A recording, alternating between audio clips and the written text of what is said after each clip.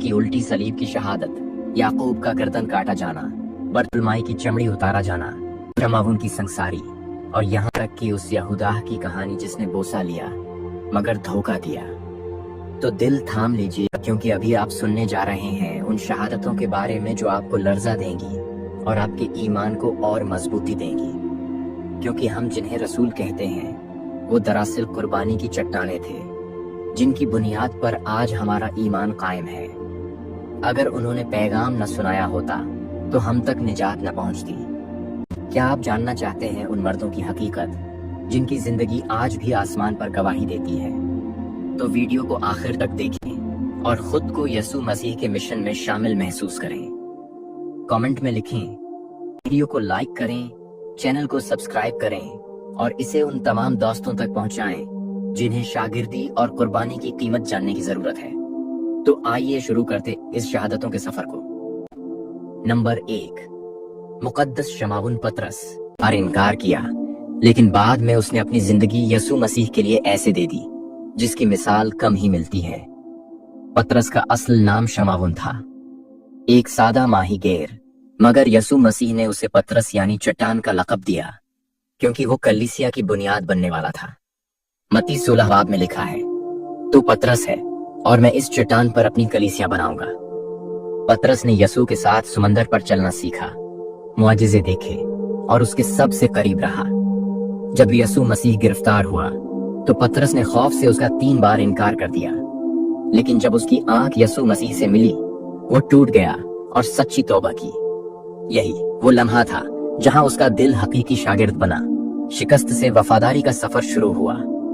पतरस वही शख्स था जिसने पेंतीकोस्त के दिन खड़े होकर वाज दिया और 3000 लोग ईमान लाए। वो बगैर डरे रोम, यरूशलेम और अंताकिया में इंजील सुनाता रहा। कैद, मार, धमकियां, कुछ भी उसे रोक न सका।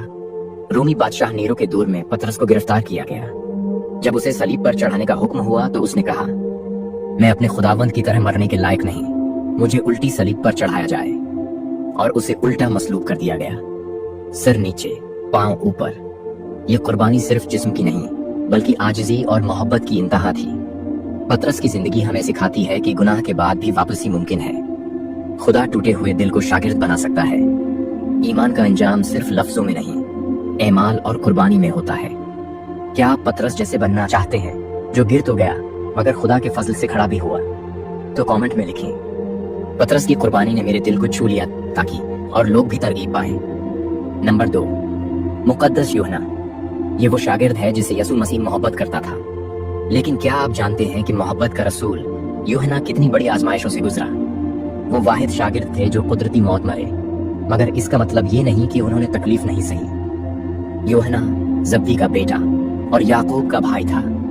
पतरस के साथ वो यसू के करीब तरीन शागिर्दों में शामिल था और यसू मसीह ने अपनी माँ को शागिर्द के सुपुर्द किया जो उससे मोहब्बत करता था।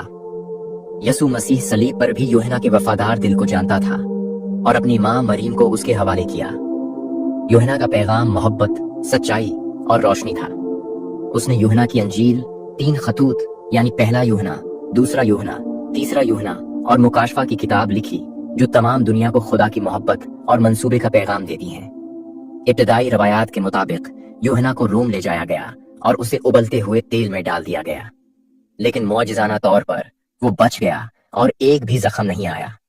ये खुदा की कुदरत थी क्योंकि उससे अब भी अजीम काम लेना बाकी था। बच जाने के बाद